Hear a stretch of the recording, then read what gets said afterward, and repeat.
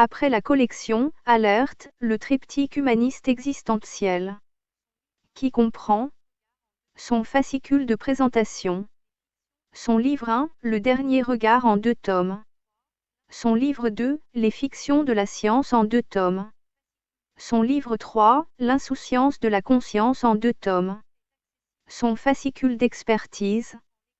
Cette collection numérisée est accessible et téléchargeable gratuitement, en lecture e-book, au format PDF, sur le site lacléinternation.org. Elle est également confectionnée en livre broché et accessible chez Amazon, au coût de fabrication et d'expédition, sans droit d'auteur ni d'éditeur. Livre français, Philippe Vaisseau. Au format A4 et aussi en collection luxe tout en couleur. À un tarif promotionnel, actuellement, au quart du tarif en librairie. Et également la seconde collection. Les populations esclaves. Son livre 1, Économie. Son livre 2, Entité. Son livre 3, Science. Son livre 4, Social. Son livre 5, Spiritualité. Cette collection numérisée est accessible et téléchargeable gratuitement, en lecture e-book, au format PDF, sur le site lacléinternation.org. Elle est également confectionnée en livre broché et accessible chez Amazon, au coût de fabrication et d'expédition, sans droit d'auteur ni d'éditeur. Livre français, Philippe Vaisseau. Au format A4 ou en livre de poche. À un tarif promotionnel, actuellement, au quart du tarif en librairie. Nous vous proposons maintenant le dernier ouvrage, Humanoïde du même auteur-éditeur. Vous pensez tout savoir sur le fonctionnement de la société humaine? Vous allez avoir des surprises. Vous voulez connaître comment la société humaine est organisée? Pourquoi elle est organisée de cette manière? Par qui elle est organisée? Pour qui elle est organisée? Quelles sont les finalités d'une telle organisation? Les réponses à toutes vos questions se trouvent dans ce dernier ouvrage. Humanoïde. Chapitre 10. Les organisations secrètes. Une cabale. Des organes secrets dirigeraient la société humaine. Une des plus connues serait la franc-maçonnerie. Celle-ci est parfaitement structurée. La loge est l'endroit des réunions. Les obédiences regroupent plusieurs loges. Il y a une grande loge, un grand orient, et une très grande hiérarchisation des prises de décision avec une structure pyramidale très complexe. La grande majorité des hommes politiques français, mais pas seulement eux, appartiendraient à la franc-maçonnerie. Historiquement, elle existerait depuis le Moyen Âge. D'abord opérative, la franc-maçonnerie serait devenue ensuite spéculative. Ultérieurement, il se pourrait que la franc-maçonnerie française ait été infiltrée. À partir du XVIIIe siècle, elle aurait été dirigée par le protestantisme et le judaïsme, dans le but d'une élimination de la monarchie et du catholicisme. Cette organisation de la franc-maçonnerie serait particulièrement sectaire et les guerres de prise de pouvoir y sont toujours aussi fréquentes. La franc-maçonnerie d'alors passerait pour être une formation juive destinée à détruire l'Église construite sur la base de la Kabbale. Selon Léon Meurin, la maçonnerie est une institution juive dont l'histoire, les fonctions, les degrés, les mots de passe et le catéchisme sont juifs du début à la fin.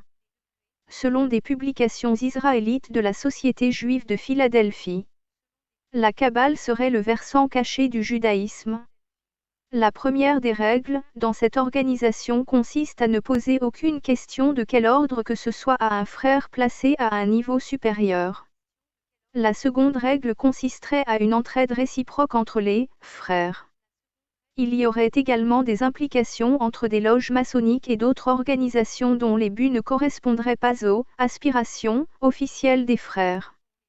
La Kabbale serait un outil divisé en parties. La gematrie attribue une valeur à des lettres alphabétiques de référence, à partir d'une phraséologie hébraïque codée, servant de base ésotérique.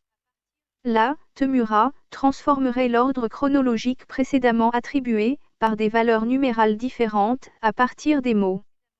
Elle servirait notamment à réintroduire un corporatisme structuré.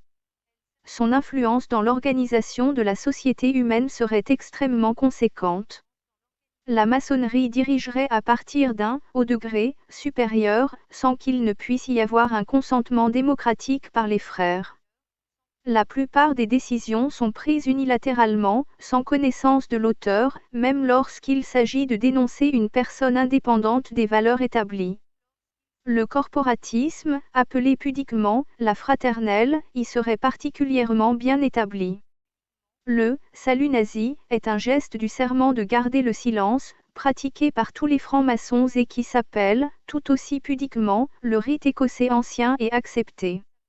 La franc-maçonnerie s'adonnerait à un prosélytisme débridé, par un recrutement dès l'adolescence, qui permettrait de rajeunir l'édifice. Les déceptions seront d'autant plus grandes. Les symboles établis pour les petits sujets seraient inversés dès qu'ils atteignent les hauts personnages des degrés supérieurs. Les symboles inversés seraient lucifériens. Il serait impossible à quiconque de savoir ce qui se décide à l'échelon supérieur, à part le décideur lui-même. Les francs-maçons ne sont pas des gens mauvais parce qu'ils entrent en maçonnerie, mais ils ne savent pas du tout ce qu'on va faire d'eux et où cette démarche va les mener. La planification des individus servant dans les loges est un secret bien gardé, ignoré d'eux-mêmes. La franc-maçonnerie serait-elle une effroyable imposture? Elle serait un pouvoir parallèle, un État dans l'État, une force occulte. Son influence invisible serait comparable à la partie immergée d'un iceberg. Son action politique serait permanente. L'éviction de l'influence catholique du XIXe siècle résulterait de l'action de la franc-maçonnerie. Les loges formeraient un maillage du territoire français. La franc-maçonnerie aurait détenu tous les pouvoirs sous la Troisième République. La pieuvre était anticléricale, la République deviendra sociale et laïque. Cependant, les faits seront différents de la philosophie affichée. Le Parti radical et ses 155 loges dominent la politique française, appelée la République des Frères. La franc-maçonnerie est accusée de diriger dans l'ombre les marionnettes qu'ils auraient fait élire au Parlement et au Sénat. Le Conseil de l'Ordre du Grand Orient de France déterminera les programmes des gouvernements successifs. La collusion entre la franc-maçonnerie et le pouvoir politique ira jusqu'à ficher les hauts responsables militaires qui leur étaient hostiles. En 1905 sera instaurée la séparation de l'Église et de l'État. L'utilisation de la force est alors utilisée à l'encontre du corps catholique. Le projet intellectuel de la franc-maçonnerie est donc accompli. Complètement introduite dans l'appareil politique, elle y est restée jusqu'à nos jours. Cette situation expliquerait, à elle seule, l'anti-maçonnisme et l'antisémitisme des années 1930, en France, et pas seulement. Le complot judéo-maçonnique était né. La crise économique aura pour conséquence d'exacerber la situation. Une situation qui était encore plus exacerbée en Allemagne et Autriche, pour les mêmes raisons, et dont les conséquences deviendront catastrophiques. L'invasion de la France par l'Allemagne hitlérienne porte un terme à la Troisième République. La France sera divisée en deux parties, dont celle du Sud s'appellera l'État français, établi à Vichy, appelé aussi la France libre. Son premier objectif sera de détruire la République. Son second objectif sera d'évincer tous les francs-maçons de cet État français, accentué par la dissolution de la franc-maçonnerie. Le phénomène franc-maçonnique de la Troisième République s'inversera par la création d'un fichier répertoriant les francs-maçons. Une liste de 18 000 personnes sera ensuite publiée officiellement et portée à la connaissance de la population. Une loi du 2 juin 1941 procédera à l'interdiction de certaines fonctions aux juifs et aux francs-maçons et surtout à celle de ne pas être fonctionnaires. Ils seront également désignés responsables de l'effondrement économique de la France et de sa débâcle. Les forces occultes est le nom d'un film anti-maçonnique de l'époque qui sera vu par plusieurs milliers de spectateurs. C'est à partir de cette époque que les membres de la franc-maçonnerie cacheront leur appartenance à cette organisation, qui perdure encore de nos jours. À la fin de la guerre, il ne restera plus qu'environ 10 000 francs-maçons en France. La franc-maçonnerie refera surface dans les années 1950, mais en se cachant d'une possible identification à un appareil politique. La Quatrième République leur supprimera toute résurrection même cachée, avec le retour d'un catholicisme plus officialisé. En 1958, l'avènement de la Cinquième République ne permettra pas à la franc-maçonnerie de se réinstaller. Cela ne pourra se faire qu'à partir des années 1970. Elle se serait réinstallée dans la prise des pouvoirs et de la désignation des candidats. Les protocoles francs-maçonniques et sionistes de la Troisième République seront réinstaurés et beaucoup plus influents, tout particulièrement à partir de 1981. Le retour en grâce perdurera. L'obédience du Grand Orient rédigera les lois, mais certaines se heurteront aux manifestations de rue, entraînant des désarrois stratégiques. Cependant, tous les principaux dirigeants politiques élus le seront avec le consentement de cette hiérarchie et son influence ne serait plus à démontrer. Cette très large influence s'exercerait partout, dans tous les secteurs d'encadrement de la société, aux niveaux économiques et structurels et notamment dans les entreprises publiques. Que sont donc devenus les jours heureux du Conseil national de la résistance de 1944 ? Mais, qu'en est-il de la situation économique des autres pays du Sud, comme l'Italie, l'Espagne ou le Portugal, ou de ceux du Nord, comme la Pologne, dont les options politiques sont très influencées par le catholicisme ? Des complotistes. Ce sont souvent d'anciens responsables, précédemment placés dans des secteurs décisionnels, qui informent et dénoncent des pratiques qui leur seraient apparues irrationnelles et absurdes. Ils révéleraient ainsi des connaissances qui resteraient secrètes et inconnues sans leur contribution. Ils opèrent dans tous les domaines d'activité des plus anodines aux plus stratégiques. Les lanceurs d'alerte informeraient de leurs découvertes sur des vérités qui seraient cachées au grand public. Parce que les systèmes d'information traditionnels sont dirigés par les oligarchiques, c'est la théorie du complot qui est inévitablement mise en évidence, en l'absence d'informations contradictoires aux allégations des lanceurs d'alerte. Quelle que soit l'importance d'une dénonciation, son auteur est immédiatement désigné comme complotiste. C'est la seule façon de pouvoir amoindrir ou supprimer les conséquences de ce qui est considéré par les hauts dignitaires comme une imposture à leurs actions immorales.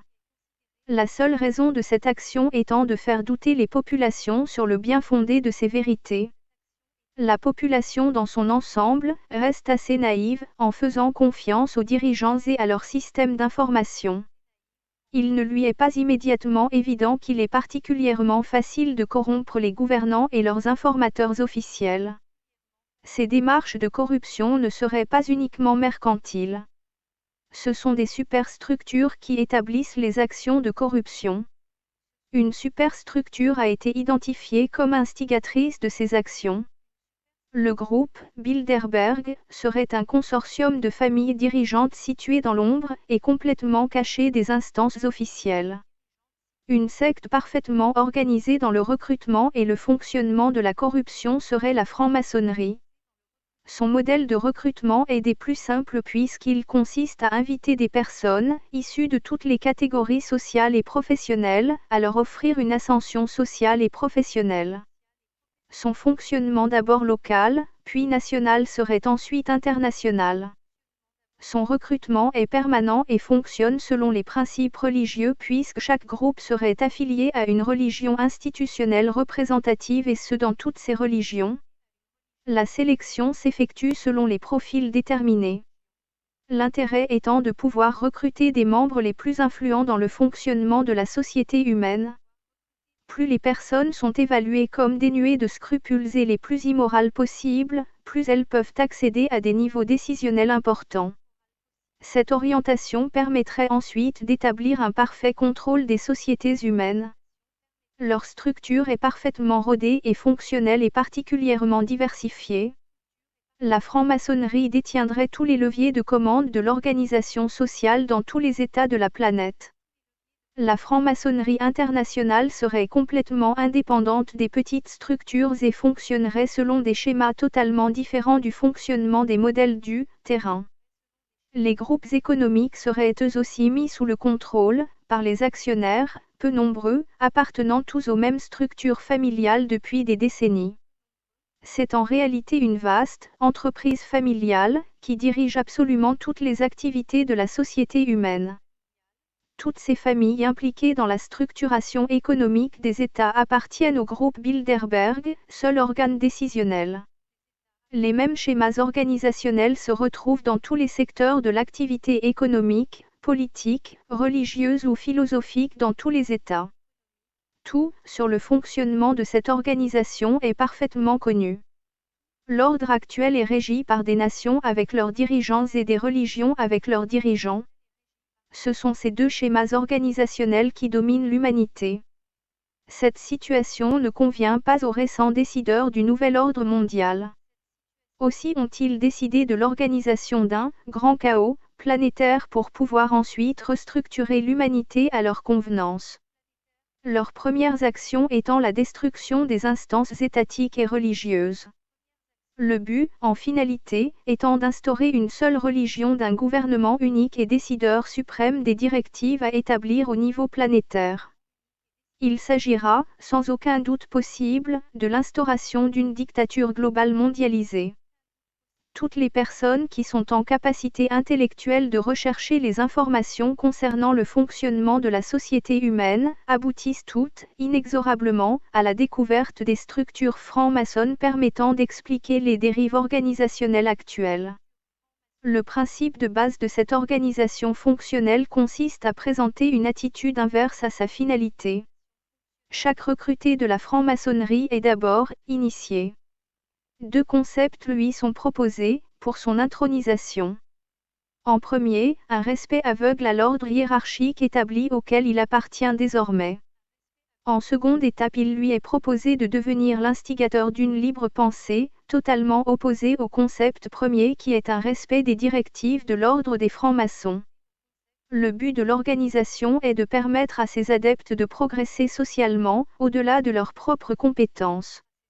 C'est selon ce modèle que l'organisation détient le pouvoir décisionnel sur chacun de ses membres. C'est ce principe de base qui permet un contrôle sur tous les acteurs de la société. Ce schéma organisationnel social est omniprésent dans absolument tous les secteurs de la société humaine. En face de ces pouvoirs diversifiés et efficients, les organisations qui luttent sincèrement contre cette situation destructrice des structures sociales sont complètement démunies parce que totalement décrédibilisées en permanence. De plus, chaque modèle social et économique appartenant aux modèles oligarchiques met en œuvre ses propres fausses organisations de défense des citoyens. Chaque concept organisationnel, tel que la privatisation, par exemple, consiste à retirer un bien collectif pour le donner au profit d'une poignée d'individus précédemment favorisés. Le concept de libéralisation procède de ces modèles de tromperie sur la véritable intention. Le libéralisme est en totale contradiction avec la liberté. C'est de ces confusions que s'établissent les actes. La sincérité des actions n'est plus reconnaissable. Pour s'y retrouver, il suffit d'observer quelles sont les organisations de défense des citoyens qui sont officiellement soutenues financièrement. L'information la plus sincère actuellement provient des nouveaux moyens d'information qui court-circuitent les moyens officiels.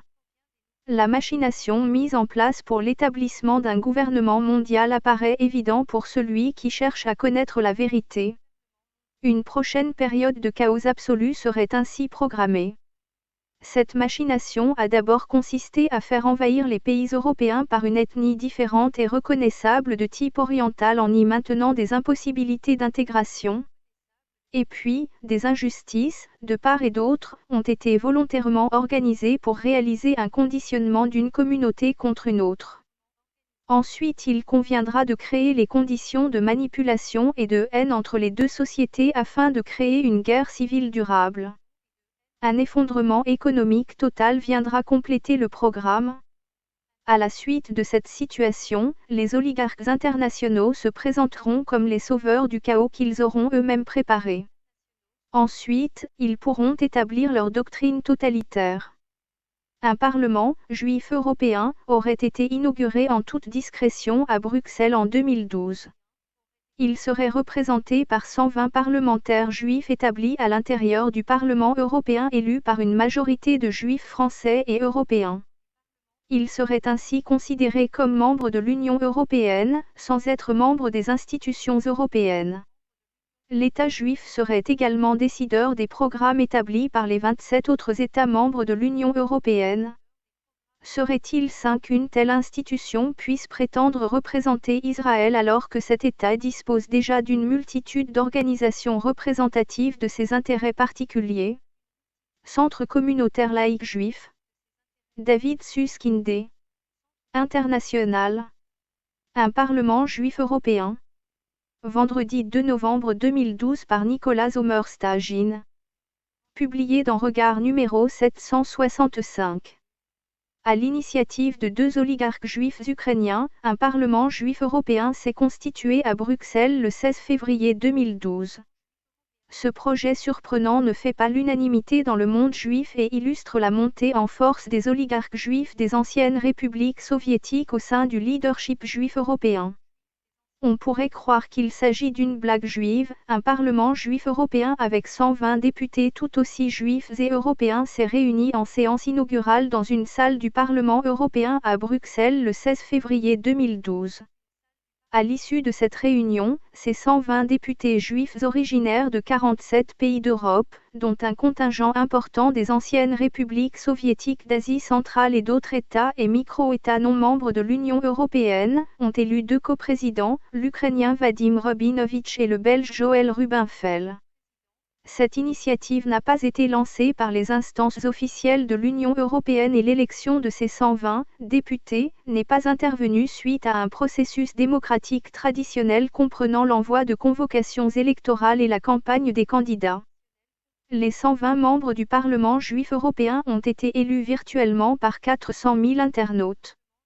C'est en tout cas ce qu'on peut lire sur le site internet www.eju.org mais que personne ne peut vérifier puisqu'aucun huissier assermenté n'a authentifié les résultats. Ce projet a été conçu et mis en œuvre par deux oligarques juifs ukrainiens, Igor Kolomoïski et le même Vadim Rabinovitch. Il s'agit de donner une voix aux communautés juives d'Europe avec cette particularité démocratique. C'est la première fois que les représentants d'une organisation juive européenne sont élus par les membres des communautés juives des différents pays européens. Durant 3 mois, les Juifs des 47 pays européens où nous sommes représentés pouvaient présenter des candidats et voter sur Internet. Déclare Joël Rubinfeld, coprésident du Parlement juif européen et ancien président du CCOJB. Pseudo-parlement. Le progrès technologique et l'utilisation d'Internet correspondent certes à l'ère du temps. On peut en revanche s'interroger sur la transparence et le sérieux d'une élection de ce type. Jusqu'à présent, aucune démocratie digne de ce nom n'a eu recours à ce procédé qui n'offre aucune garantie de transparence. Cette particularité n'a pas échappé à de nombreux dirigeants juifs européens. Ainsi, Roger Kuckerman, ancien président du CRIF, a qualifié cette initiative en utilisant des termes peu amènes. Le pseudo-parlement juif européen est une vaste fumisterie, a-t-il déclaré le 5 mars 2012 sur les ondes de Judaïque FM. J'ai du mal à imaginer que 80% 400 000 familles des Juifs européens se soient exprimées, alors que dans mon entourage proche et même lointain pourtant fort intéressé par tout ce qui touche aux Juifs et à Israël, personne n'a entendu parler ni d'un quelconque appel à candidature ni d'élection à un tel parlement. Certaines personnalités juives ont même découvert à leur grande surprise que leur nom était repris dans la liste des candidats. À aucun moment les promoteurs du Parlement juif européen ne m'ont sollicité ni demandé mon avis, réagit Viviane Teitelbaum, députée MR du Parlement bruxellois et ancienne présidente du CCOJB. Je leur ai demandé de retirer mon nom de cette liste, mais cela a pris du temps avant qu'il ne s'exécute. Il est piquant de constater que des noms aussi folkloriques que David Beckham, Sacha Baron Cohen ou Stella McCartney figuraient également parmi les candidats. Face aux défis majeurs auxquels sont confrontés les Juifs d'Europe, on peut comprendre que certains éprouvent la nécessité d'agir, à l'instar des promoteurs de ce Parlement juif. Faut-il pour autant entamer cet engagement n'importe comment et par le biais de pseudo-élections ? Il existe déjà en Europe et dans le monde des organisations juives internationales comme le Congrès juif mondial ou le Congrès juif européen qui ont tissé un réseau de relations et de relais sur base d'une représentativité objective des communautés juives nationales. Ces organisations ont une expérience indéniable qu'on ne peut balayer d'un revers de manche. Les initiateurs du Parlement juif européen arrivent tambour battant en pensant qu'ils vont révolutionner la vie des communautés juives d'Europe, constate un ancien membre du Congrès juif européen. Ce n'est pas parce qu'on a conçu un site internet et qu'on possède des moyens financiers qu'on se lance du jour au lendemain dans la défense des Juifs d'Europe. Il faut s'insérer dans un processus initié par d'autres organisations préexistantes. Leur travail n'est pas négligeable et on ne peut qu'espérer que d'autres énergies les rejoignent pour que les générations suivantes en retirent les fruits. Créneau déjà occupé. Je regrette que le Congrès juif européen n'ait pas intégré que nous sommes des partenaires et non des concurrents, relève Joël Rubinfeld. Il est vrai qu'on se situe dans le même créneau que le Congrès juif européen. Néanmoins, il n'est pas bon qu'une organisation soit dans une position monopolistique. Dès lors qu'il existe 2 ou 3 autres organisations poursuivant le même objectif, une synergie positive doit se créer entre ces organisations. Par ailleurs, il y a tellement de challenges auxquels doit faire face la communauté juive européenne que nous ne serons pas trop de 2 ou 3 organisations pour les relever. Ce qui importe à nos yeux, c'est tout le travail que nous accomplissons dans la lutte contre l'antisémitisme, la promotion des valeurs juives européennes et la lutte contre la délégitimation d'Israël. Ces combats ne sont pas neufs et figurent déjà parmi les modalités d'action de chaque communauté juive organisée. Mais la confusion suscitée par l'apparition d'une organisation aux contours aussi flous risque de porter préjudice à la cause des Juifs d'Europe. Comment voulez-vous que les non-juifs y comprennent encore quelque chose ? S'emporte un lobbyiste juif américain actif à Bruxelles. D'autant plus que le mythe de la puissance juive n'a pas disparu. Quand le président du Parlement européen m'invite à déjeuner et me demande de lui obtenir un rendez-vous à la Maison-Blanche, il est convaincu que je tire les ficelles à Washington. Imaginez alors ce que doivent penser des ministres monténégrins qui voient arriver chez eux une délégation d'une organisation dont le nom ronflant est le Parlement juif européen. Ils accepteront et penseront que c'est une manière assez facile de montrer qu'ils ne sont pas antisémites, même si cette délégation ne représente rien d'autre qu'elle-même. Sous nationalité juive. Il y a plus grave. En ayant recours au terme « Parlement », ces 2 oligarques ukrainiens laissent entendre que les Juifs d'Europe ne sont pas citoyens des pays dans lesquels ils vivent et qu'une sous-nationalité juive existerait. Comme le fait justement remarquer Roger Kukierman. La nation juive, elle vit en Israël et les citoyens israéliens ont leur parlement, la Knesset. Les juifs ont les mêmes droits que leurs concitoyens chrétiens, athées ou musulmans. Ils n'ont pas besoin d'un pseudo-parlement composé de représentants élus dans des conditions obscures. Ils ont en revanche besoin d'organisations représentatives sérieuses et crédibles inscrivant leur action dans la durée. Cela nécessite une expérience qui ne s'improvise pas en quelques mois et ce ne sont pas des communiqués de presse fracassants ni des newsletters remplis de photos des coprésidents du Parlement juif européen en « visite officielle » au Monténégro qui vont renforcer la condition juive européenne. L'heure des oligarques a-t-elle sonné ? Les promoteurs du Parlement juif européen, Igor Kolomoïski et Vadim Rabinovitch, sont 2 hommes d'affaires ukrainiens dont l'immense majorité des Juifs d'Europe occidentale n'a jamais entendu parler. Dans leurs pays respectifs où ils ont diversifié leurs investissements, ils sont pourtant connus. Depuis plusieurs années, il n'est pas rare de voir arriver des oligarques juifs de Russie ou d'autres anciennes républiques soviétiques au sein des organisations juives européennes et internationales. Pour de nombreux observateurs du monde juif, cette évolution s'inscrit dans l'ordre des choses. Ils ont fait fortune et en apportant leur soutien financier à des organisations juives, ils espèrent s'imposer comme les dirigeants incontournables du judaïsme européen.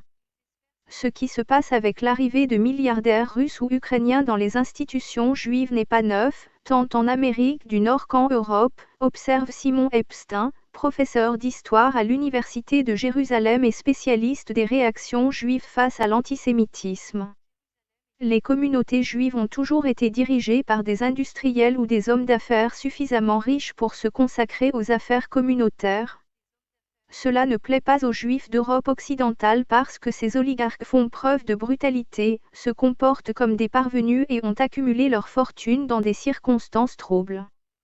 Mais pour le reste, ils ne font que reproduire le modèle des grands philanthropes juifs d'Europe occidentale qui se sont aussi appuyés sur leur fortune pour imposer leur pouvoir. Personne ne conteste l'arrivée de juifs russes ou ukrainiens dans les organisations juives européennes. S'ils souhaitent s'y investir pour les renforcer, il est normal qu'ils acquièrent des réflexes démocratiques et qu'ils n'imposent pas non plus certaines pratiques pouvant nuire à la réputation des organisations juives, précise un dirigeant communautaire français. Les différentes zones, dans les territoires palestiniens occupés. La zone A comprend les 7 grandes villes palestiniennes de Cisjordanie, à savoir Jénine, Kalkilia, Tulkarem, Naplouse, Ramallah, Bethléem et Hébron, où il incombe à l'autorité palestinienne d'assurer la sécurité et l'administration.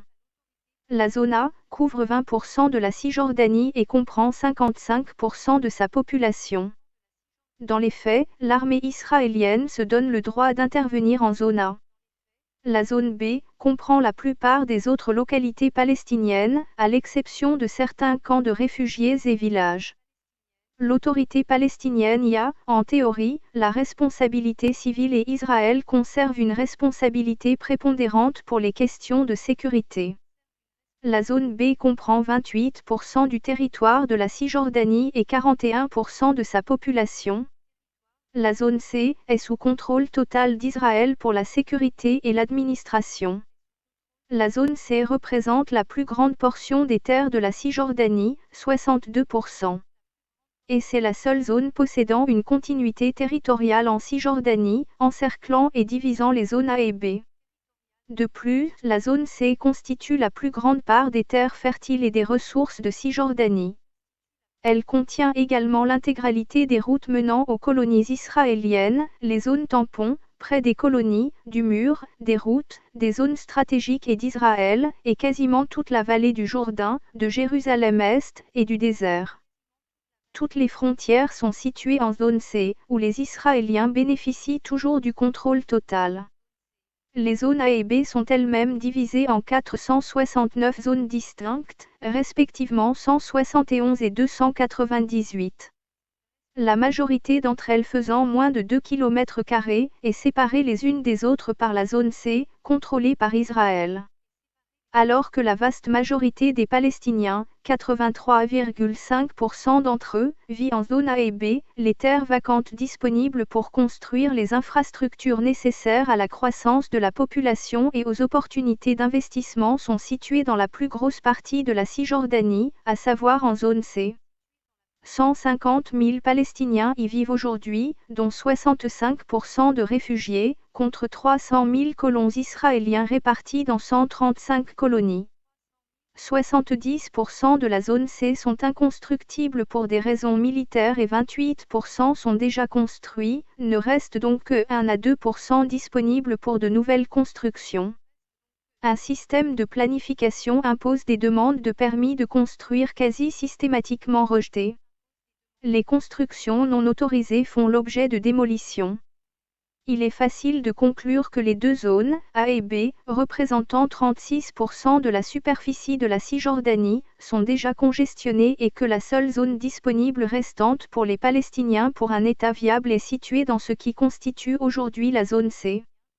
Par conséquent, protéger l'accès et les droits des Palestiniens en zone C est d'une extrême importance pour l'établissement d'un État palestinien viable. Aujourd'hui, la zone C est dépouillée de zones définies par l'armée israélienne comme la zone tampon, la Sim Zone, en anglais, qui constitue environ 13% de la superficie totale de la Cisjordanie. De plus, quelques 1580 km², 28% de la superficie totale de la Cisjordanie, le long des terres à l'est de la Cisjordanie sont sous le contrôle total de l'armée. 51% de cette zone est considérée comme une zone militaire fermée depuis 1967, à cause des réserves naturelles, des mines, des colonies et des bases militaires. Au vu de ces évolutions, la zone C a été réduite selon la définition adoptée par Israël à 1143 km², soit un tiers seulement des 61% de la superficie totale de la Cisjordanie qu'en réalité la zone C désigne, selon la classification en zone adoptée à Oslo.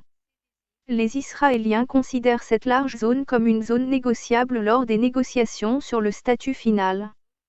8 États membres de l'Union européenne, UE, exigent qu'Israël leur rembourse la démolition et la confiscation des bâtiments et autres installations construits au profit des campements bédouins en zone C de Cisjordanie par la mission de l'UE en Israël. Une lettre des États membres de l'UE, dirigée par la Belgique, exposant la demande sera remise au ministère israélien des Affaires étrangères, selon le journal Haaretz, qui cite un article publié dans le quotidien français Le Monde. En août, Israël a démantelé une structure à Jabal al-Baba, village arabe bédouin de Cisjordanie, à côté d'Al-Azariya, qui devait accueillir un jardin d'enfants pour 25 enfants et également un autre bâtiment qui accueillait une petite école primaire dans le sud-ouest en Cisjordanie.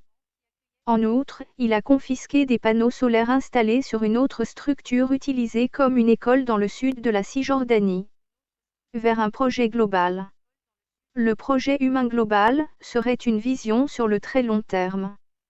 Définir dans les détails un projet aussi vaste et aussi profond n'est pas une tâche aisée. Tout ce que nous pouvons faire ici, c'est seulement esquisser ces grandes lignes et ces fondements. Il nous reste à préciser ce qu'il est. Il faut déjà comprendre que ce qui est en jeu, c'est l'avenir de l'humanité et sa survie. Avec le PHG, Projet Humain Global, nous ne sommes plus dans une perspective à court terme, mais nous nous projetons dans un futur lointain. Nous ne sommes plus dans le domaine de la politique qui gère les affaires humaines sur des périodes de quelques années seulement, nous nous élevons au contraire d'un cran, et nous élargissons notre vision sur des périodes de temps qui peuvent s'étaler sur des siècles et même des millénaires. Avec le PHG, nous dépassons le court terme, et nous nous projetons dans le long terme. Nous pouvons constater que c'est ce qui manque aujourd'hui, une vision ample, large et profonde de l'avenir de l'humanité. Nous sommes submergés par un pessimisme ambiant qui pense que nous nous dirigeons tout droit vers un précipice et que nous ne pouvons pas éviter cette catastrophe. Certes, cette façon de voir les choses n'est pas complètement fausse, car les difficultés de tous ordres qui s'annoncent sont bien réelles, problèmes liés à la pollution, à l'environnement, aux matières premières, à l'eau douce, à la surpopulation, aux énergies, etc., mais cette vision est limitée. En aucun cas elle ne peut nous satisfaire. Il est clair que nous avons besoin d'une autre vision de notre condition, et d'une autre approche pour nous en sortir. Il est évident aussi que nous sommes sur le point de franchir une sorte de seuil, et le PHG représente le but que nous devons nous fixer si nous voulons franchir dans de bonnes conditions ce passage vers une autre forme de civilisation. Si nous le voulons vraiment, nous pouvons faire en sorte que l'avenir de l'humanité soit grandiose. Pour cela nous devons élever nos esprits, sortir du pessimisme, et nous fixer des buts nobles. Le PHG intègre toutes les dimensions de l'être humain. Le PHG vise à l'unification de l'humanité, et non pas à son uniformisation, contrairement à la mondialisation actuelle. Dans le PHG, toutes les traditions, religieuses ou laïques, et tous les particularismes locaux, langues, coutumes, façons de s'habiller et de manger, etc., seront préservés et même cultivés. L'humanité, unifiée dans la diversité, deviendra alors une entité globale ayant un devenir évolutif sur le très long terme. Le PHG implique une transformation mentale, psychique et spirituelle de l'humanité. Il ne s'agit plus seulement d'assurer notre confort matériel. Le but est autrement plus élevé et exigeant. En son temps, le père Teilhard de Chardin, 1881 à 1955, évoquait le concept de noosphère pour désigner cet ensemble unifié des consciences humaines. L'établissement de la noosphère est l'une des étapes essentielles du PHG. Nous devons aussi souligner le fait que la formation de la noosphère est beaucoup plus organique qu'on l'imagine. Elle est bien ancrée dans notre monde terrestre. Ce n'est pas du tout une sorte d'état d'être éthéré, qui planerait au-dessus des dures réalités de la condition humaine. Bien que comme le disait Teilhard de Chardin, la noosphère est avant tout la coalescence des centres humains, c'est aussi l'harmonisation de la vie des corps dans un environnement restauré, la question de l'écologie est donc essentielle dans le PHG. La transformation de l'humanité doit s'effectuer à tous les niveaux, et le niveau physique n'est pas laissé de côté. Le PHG intègre donc toutes les dimensions de l'être humain, matériel, corporel, psychique, mental et spirituel. Le concept de noosphère est particulièrement bien adapté pour envisager la construction d'une civilisation planétaire dans ses dimensions spatio-temporelles, horizontales, et spirituelles, verticales. Bien que difficile à définir d'un point de vue scientifique, la notion de noosphère offre cependant la formidable opportunité d'ouvrir une perspective évolutionniste qui englobe toutes les dimensions de l'être humain et pas seulement son aspect physique, squelette, cerveau, etc. Le père Pierre Teilhard de Chardin, jésuite et paléontologiste français, définissait ainsi la noosphère. Considérée dans sa totalité zoologique, l'humanité offre le spectacle unique d'un phylum se synthétisant organo-psychiquement sur lui-même. Vraiment une corpusculisation et une centration sur soi de la noosphère comme un tout.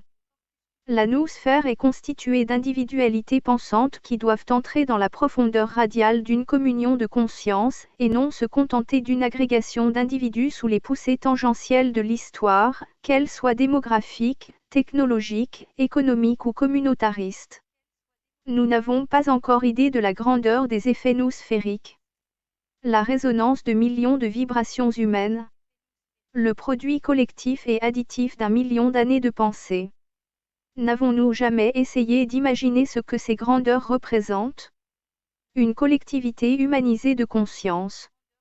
La Terre qui ne se couvre pas seulement de myriades de grains de pensée, mais s'enveloppe dans une seule enveloppe pensante jusqu'à former un unique et vaste grain de pensée à l'échelle sidérale.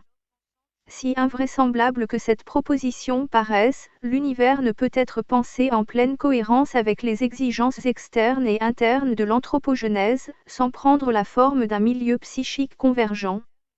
Il s'achève nécessairement vers l'avant, en quelques pôles de superconscience où se survivent tous les grains personnalisés de la conscience. Cette coalescence suppose que chaque centre, ou conscience spirituelle individuelle entre en symbiose toujours plus étroite avec l'ensemble des consciences communicantes, le tout formant à terme la noosphère. L'identification non homogénéisante du tout, au sujet du tout et du sujet au tout, entraîne un accroissement de conscience à l'échelle individuelle et collective. La multiplication des centres comme image relative de l'ensemble des centres harmonisés, participe à l'avènement de la recrudescence spirituelle ou théophanie. Annonçant d'une certaine façon le monde global que nous connaissons aujourd'hui, mais pas du tout la mondialisation économique moderne. Le père Teilhard de Chardin développe la notion de noosphère qu'il emprunte à Vernadsky pour conceptualiser une pellicule de pensée et de conscience humaine située au sommet de l'évolution. Il est pour nous un état vers lequel nous tendons, une sorte d'idéal lointain vers lequel nous avançons, parce que nous sommes plongés dans le temps et que nous suivons une ligne temporelle. Ce n'est pas une chose à réaliser, c'est plutôt une chose à redécouvrir. Cette perfection existe déjà, c'est en quelque sorte l'attracteur de l'évolution humaine, le grand but, qui est devant nous, l'objectif final du projet humain global. Vers une sexualité réglementée. En 1750, sous le règne de Louis XV, la police enlevait des enfants dans les rues. Sur la révolte des parents, le pouvoir a été contraint à rendre les enfants à leurs parents, tout en niant cette réalité. Le 20 mars 1969, une conférence, à huis clos, a été donnée au profit de médecins et de décideurs soigneusement choisis pour leur influence, au sein de la société américaine. Aujourd'hui, il s'agit de dénoncer un nouvel ordre, celui de l'ordre sexuel des barbares, divulgué en 1989, précisant qu'il faut du sexe sans reproduction et de la reproduction sans sexe. Les activités sexuelles doivent être séparées de la reproduction, elles procurent trop de plaisir pour que les gens y renoncent, il convient de la détourner de son objectif initial qu'est la reproduction. Il est une partie intrinsèque des directives du nouvel ordre mondial. Cette conférence faisait le constat que la population mondiale s'accroissait beaucoup trop vite en atteignant un seuil critique d'effondrement imminent. Cet accroissement représenterait un risque cataclysmique pour l'espèce humaine et exigerait un décroissement programmé, par une exigence de permission d'enfanter. Or, il s'avérerait que les chiffres officiels comptabilisant les populations du globe seraient faux et mensongers, car la population mondiale serait en réalité en décroissance et en phase d'un effondrement démographique. Il serait donc programmé de devoir retirer des enfants aux parents de familles nombreuses et aux parents économiquement pauvres, au nom de la protection de l'enfance. Cette directive serait déjà appliquée en Grande-Bretagne. Le International Planned Parenthood Federation est une fédération internationale de planification familiale qui consiste à démontrer la relation existante entre la pauvreté et le handicap social des familles, où la pauvreté est alors considérée comme une tare pour la société humaine. Il établirait un permis de pouvoir devenir des parents. La branche française du planning familial aurait d'abord été baptisée Maternité heureuse, subventionnée par la Fondation Rockefeller, qui aurait, par ailleurs, financé les recherches d'un pédophile pervers américain, le Dr Alfred Kinsey, auteur de La Révolution sexuelle, sur l'homosexualité. Le scientifique des viols d'enfants étudiait aussi l'inceste. Des représentants de loges maçonniques et de la Ligue des droits de l'homme figureraient parmi les hauts responsables du mouvement français pour le planning familial. Tous les sexologues se réfèrent aux travaux de ce pédophile qui avait déclaré que tous les enfants étaient sexuels dès leur naissance. Depuis 2014, le sinistre Institut Kinsey est devenu conseiller au Conseil économique et social de l'ONU, et ses conclusions servent de programme de référence pour la sexualisation des enfants dès la maternelle, à l'échelle planétaire. L'Organisation des Nations Unies, ONU, et l'Organisation des Nations Unies pour l'éducation, la science et la culture, UNESCO, textes fondamentaux sur le droit à l'éducation et à la protection de l'enfant. Chapitre 4, Principes et objectifs de l'éducation sexuelle, paragraphe 5. L'éducation sexuelle commence dès la naissance. Une promotion sexuelle, offerte par le ministère de l'Éducation nationale et par Santé publique France, pour une plateforme sur la sexualité à destination des jeunes. Le ministère de la Santé et le ministère de l'Éducation nationale ont lancé un programme à la sexualité, désormais intégré dans les objectifs prioritaires du parcours éducatif de santé, pour tous les niveaux scolaires, de la maternelle au lycée. Ces cours sont obligatoires, les parents n'ont pas à émettre d'avis. Pourtant, la Déclaration des droits de l'homme de l'ONU précise, les parents ont par priorité le droit de choisir le genre d'éducation à donner à leurs enfants.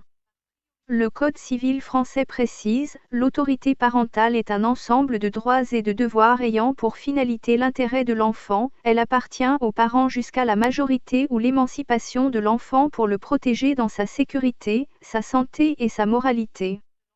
Ils se permettent de passer au-dessus des lois mondiales et des lois nationales françaises. Quand un crime devient tellement énorme, personne ne veut y croire et il est alors évacué comme inexistant. Toutefois, des pédopsychiatres commenceraient à alerter la profession sur les dangers de la sexualisation des enfants. Les enfants concernés par les cours d'éducation sexuelle seraient eux-mêmes écœurés par la présentation du sujet. C'est la phase obscure de la révolution sexuelle. Or, l'enfance est la période de la vie qui précède la vie sexuelle. La sexualisation des enfants consent donc à détruire l'enfance et la famille par voie de conséquence. La sexualité ne doit pas être écartée de sa finalité de procréation. Il n'y a d'existence que du sexe masculin et du sexe féminin, il n'y a pas de transgenre. La civilisation précise que la pratique sexuelle doit s'exercer en toute intimité, tout le reste n'étant que vice et perversion. L'article 222.32 du Code pénal arrête, l'exhibition sexuelle imposée à la vue d'autrui dans un lieu accessible au regard est punie d'1 année d'emprisonnement et de 15 000 € d'amende. L'article 227.22 du même Code pénal arrête, punit de 5 ans d'emprisonnement et de 55 000 € d'amende, le fait de favoriser ou tenter de favoriser la corruption d'un mineur de moins de 18 ans. Il y a corruption de mineurs lorsqu'un individu s'efforce de profiter de la jeunesse et de l'inexpérience de sa victime pour l'initier à un vice et s'efforcer de s'en rendre esclave.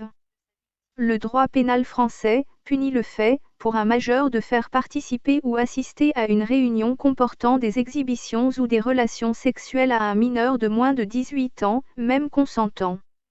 Cette incrimination reprend celle de l'article 334.2 de l'ancien Code pénal qui punissait « quiconque aura habituellement attenté aux mœurs en excitant à la débauche ou en favorisant la corruption des mineurs de moins de 18 ans, à 7 ans d'emprisonnement et à 100 000 € d'amende s'il s'agit d'un mineur de moins de 15 ans ». Il suffira donc que des parents portent plainte et que les tribunaux deviennent efficients.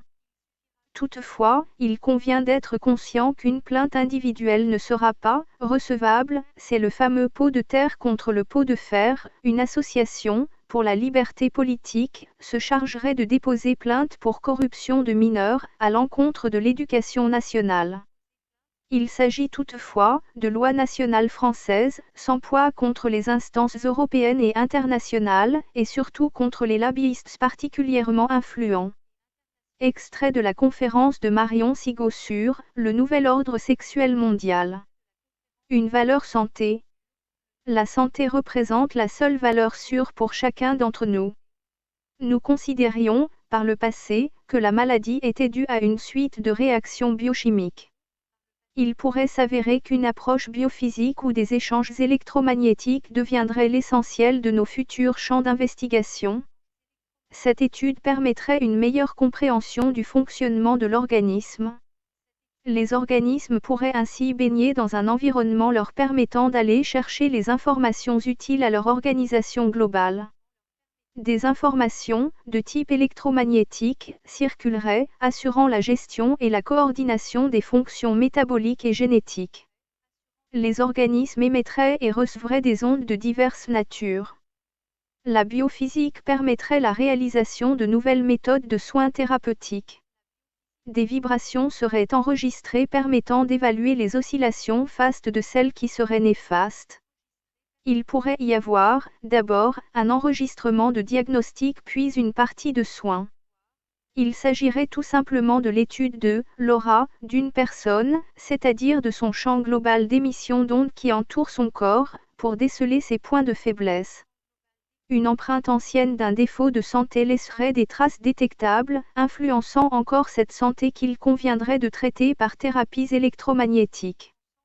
Cette étude de la fonctionnalité d'un corps, par ses champs électromagnétiques, laisse entrevoir une autre approche, plus cellulaire, des fonctions d'un organisme et de son fonctionnement. Les appareils de traitement électromagnétique seraient des oscillateurs à longueur d'onde multiples, à partir du concept d'oscillation cellulaire. La cellule devant alors être considérée comme un système émetteur-récepteur. Elle serait comparable à un émetteur-récepteur radiophonique. Des systèmes conducteurs de la cellule seraient en résonance avec des champs de force, externes à l'organisme lui-même. La cellule vibrerait et serait en mesure de dialoguer avec l'extérieur. Des tests, apparemment concluants, auraient été effectués sur des végétaux, des animaux et quelques humains avec une proportion positive de guérison. Une photographie des champs énergétiques enveloppant les organismes serait ainsi réalisée, par la résonance électromagnétique.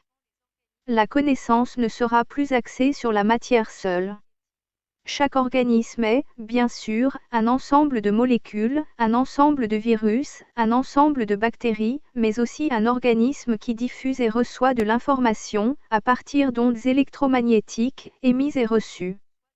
Ce seraient nos champs énergétiques qui pourraient ainsi être mis à contribution. Nous pourrions peut-être mieux comprendre la réalité des influences énergétiques du cosmos qui nous entoure. La pollution électromagnétique serait aussi un moyen d'étude des implications énergétiques. Des tricheurs inconséquents. Comment des produits médicaux défectueux peuvent-ils être mis sur le marché? Les patients feraient office de cobayes des laboratoires, à leur insu. Les organismes de certification ne sont pas fiables. Le profit est la seule préoccupation des intervenants sur le marché de la médecine. Les producteurs de dispositifs médicaux rémunèrent, en sous-main, les médecins pour qu'ils utilisent leurs produits. Les fabricants agissent sans scrupule. Les groupes industriels sont énormément puissants. Les catastrophes sont la conséquence de tous les dispositifs médicaux défectueux dont la plupart n'ont pas testé les produits mis sur le marché. Les contrôles sont peu rigoureux quand ils ne sont pas absents. Les certifications sont frauduleuses. Elles sont la conséquence de la puissance des groupes de pression de l'industrie pharmaceutique. Des études cliniques des nouveaux produits médicaux doivent être réalisées avant leur mise en vente sur le marché. Mais, les modifications apportées sur un produit, déjà homologué, ne font pas l'objet de nouvelles investigations. De plus, aucun moyen permettant un suivi des appareillages n'est réalisé. Plusieurs centaines de milliers de personnes sont dotées d'appareils ou équipements médicaux non fiables, particulièrement dangereux pour leur état de santé futur. Les patients sont ainsi laissés dans la nature, au gré de leurs difficultés éventuelles. Les victimes, face à ces géants de la médecine, sont totalement démunies et sont entièrement livrées à leur bon vouloir. Aucun recours n'aboutit jamais en faveur des victimes. Les pouvoirs de défense de la médecine sont beaucoup trop disproportionnés par rapport à ceux des plaignants. Seuls des patients, dans quelques pays, mieux structurés en matière de défense des victimes, parviennent à obtenir des dédommagements. Les plaintes sont généralement perdues d'avance et les frais de procédure, des deux parties, laissés à la seule charge des plaignants, qui deviennent alors deux fois victimes. Les moyens de pression des organisateurs de la médecine sont gigantesques. Les organismes chargés de la certification sont très nombreux en Europe. Des sous-organismes sont souvent chargés des études techniques. Les procédures de validation y sont apparemment bâclées. Les normes de sécurité apparaissent aléatoires. Des éléments toxiques parviennent à s'insérer dans les tissus entourant des dispositifs implantés et de mauvaise qualité, aux conséquences désastreuses et inconnues dans le temps. Dans certains cas où des dispositifs ont dû être retirés et remplacés, les produits d'origine, défectueux, n'étaient pas remis aux patients, ou disparaissaient, comme par hasard, lorsqu'ils avaient été demandés avec insistance. Selon toute vraisemblance, les disparitions s'avéreraient volontaires. La loi du silence n'est plus à démontrer, dans le monde médical. Aucun des organismes incriminés, au cours des procès, n'a assumé ses responsabilités. La santé des patients n'entre pas dans leurs considérations. Seul, le profit maximum les préoccupe.